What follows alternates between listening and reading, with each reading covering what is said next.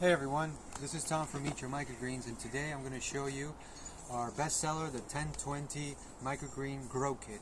It's complete. It has everything you need to start growing your microgreens from day one. First item is your humidity dome. As you can see, this is a very durable humidity dome, perfect for your germination. Afterwards, you have also your growing mediums. So first you have either your choice of ground seedling soil, or your hemp mat, or a coconut brick coir.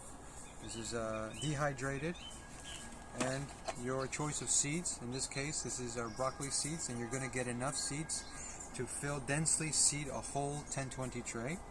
This tray is a shallow tray. It's a little bit less deep than the deep 1020 tray that you'll also see on our website. And of course, you'll be getting 2 trays. So if I remove all of these components here. Oh, and I forgot to mention, you'll also be getting a step-by-step guide, so you'll never get lost in the process.